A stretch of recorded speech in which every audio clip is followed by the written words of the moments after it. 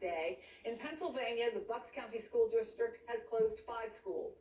A suburban Seattle school district launched the farthest-reaching school closures in the U.S., telling more than 23,500 students to stay home for up to 2 weeks.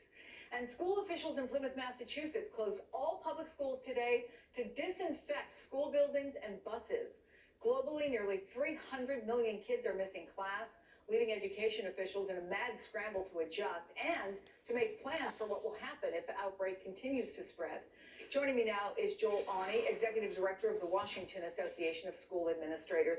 I really appreciate you taking the time because a lot of school districts, a lot of school administrators are going to be facing what we have seen with the state that has been most impacted, which of course is where you are in Washington. So what are your biggest challenges right now, and what are you learning that could be helpful to school districts elsewhere?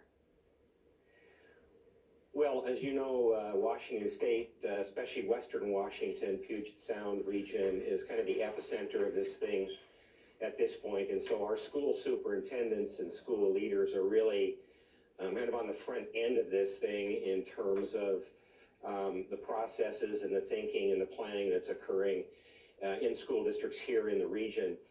We're seeing school districts, I think, do a great job of first and foremost maintaining really clear, consistent communication and consultation with local health department. And school district leaders are not inclined to understand the science around this.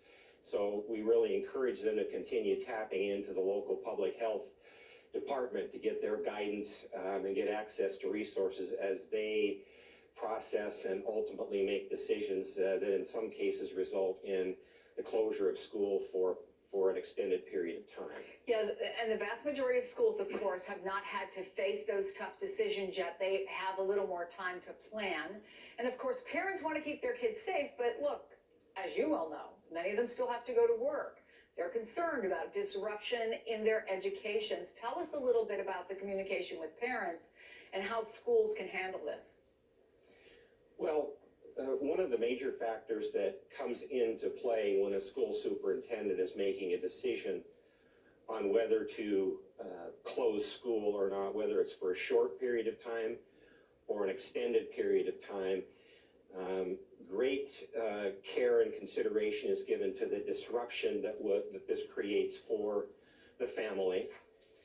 Great consideration is given to the safety and security of kids when they're not in school and at home in terms of supervision and those kinds of things. And so what we're seeing school districts do is remind parents to begin planning now, planning for the worst while hoping for the best. And so we would encourage parents to be thinking about what is your family plan in the event of a school closure that were to extend over 2 to 3 to 4 weeks. That's kind of that worst case scenario. Extremely challenges for families nowadays with one or oftentimes both parents working. And so for parents to be able to get time off of work, to be there at home with their children, to provide the supervision necessary is a huge challenge for some families. And so we want to really encourage families to be thinking about that now and developing their own family plan in the event of a school closure. Yeah, not just the districts that have to do the planning. Joel Aune, thank you. I can't even imagine how challenging this has been for you and for the folks that you work with. So thank you for taking the time to talk with us. We appreciate it. You're welcome. And coming up, the president